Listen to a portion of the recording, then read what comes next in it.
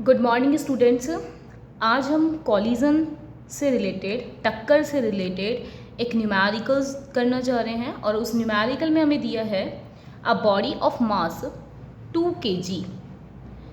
Means एक body है जिसका जो द्रव्यमान आपको दे रखा है वो 2 kg दे रखा है, makes an elastic collision with another body at rest, right. यानी कि वो एक कॉलिजन कर रही है जो दूसरी बॉडी किस पर है, रेस्ट पे है। अगर मैं इसका आंसर्स के लिए लिखना स्टार्ट करती हूँ तो मैंने कहा एक बॉडी है जिसका मास लिया मैंने m1 और एक बॉडी है जिसका मास सपोज कीजिए m2 है। इसकी वेलोसिटी u1 टेक करते हैं और इसकी वेलोसिटी को u2 लेते हैं। आफ्टर कॉलिजन, यानी कि जब हमारे पास में इसका कॉलिजन का मीन्स होता है टक्कर, जब टक्कर हुई है तो मास m1 तो भाई m1 ही रहेगा और m2 का जो मास है, मास चेंज नहीं हो रहा, ठीक है। क्यों नहीं हो रहा? क्योंकि यहाँ बात करी हुई है इलास्टिक कॉलिजन की। इलास्टिक कॉलिजन में हम जानते हैं कि काइनेटिक एनर्जी एंड मोमेंटम हमेशा इक्वल रहते हैं। तो इसमें कहा a body of mass 2 kg, यानी कि आपको m1 कितना दे रखा है, 2 kg दे रखा है, makes an elastic collision with another body at rest, यानी u2 अपन को दे रखा है इसके अंदर 0 and continues to move in the original direction. यानी अगर ये ऐसे आ रही है इस डायरेक्शन में तो आफ्टर कॉलिजन भी ये m1 कैसे जाएगा, इस डायरेक्शन में, with a speed equal to 1/3 of its original speed.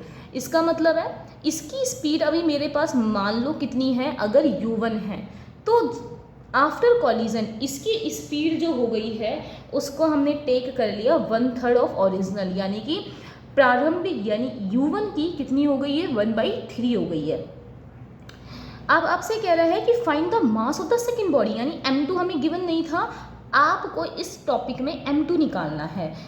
या मतलब अगर इसको मैं लिखूं तो m1 जो मुझे गिवन है वो 2 kg है, u1 ये u1 ही लेके चलना है अपने को, v1 फाइनल वेलोसिटी दे रखी है u1/3 और अपने पास जो u2 है उसकी वैल्यू कितनी है, 0। और इस क्वेश्चन के अंदर हमें m2 को फाइंड आउट करना है। अब देखिए आप सभी जानते हैं कि अगर परफेक्टली इलास्टिक कॉलिजन होता है, परफेक्टली इलास्टिक कॉलिजन की अगर मैं बात करती हूँ, परफेक्टली इलास्टिक कॉलिजन के अंदर जो फॉर्मूला अपन यूज़ करते हैं, आप लोगों ने फॉर्मूला देखा हुआ है, उसको निकालने के लिए अगर मेरे पास में v1 गिवन है तो मैं इस फॉर्मूले को v1 वाले लेती हूँ, अदरवाइज आप इसमें अगर v2 गिवन होता तो आप इसमें v2 का फॉर्मूला यूज़ करते हैं। तो v1 मेरे पास में आया, v1 का फॉर्मूला m1 माइनस में m2 multiply by u1 divided by m1 plus में m2 प्लस यहाँ आया है 2m2 u2 एंड सेम ही आता है यहाँ पर भी m1 प्लस m2। क्लियर? अब देखिए v1 फाइंड आउट करने के लिए m1 माइनस m2, m1 मेरे पास में कितना दे रखा है, 2 kg दे रखा है, m2 मुझे फाइंड आउट करना है डिवाइडेड बाय m1 प्लस में m2। m2 के लिए मैं क्या कर सकती हूँ, इसमें 2 प्लस में m2 और ये मल्टीप्लाई किससे है, u1 से, प्लस 2m2 u2। देखो u2 कितना है, 0, और यहाँ u2 की जगह 0 रखूँगी तो ये सारी इक्वेशन कितनी हो जाएगी, 0। और v1 की वैल्यू मेरे पास कितनी दे रखी है, u1/3।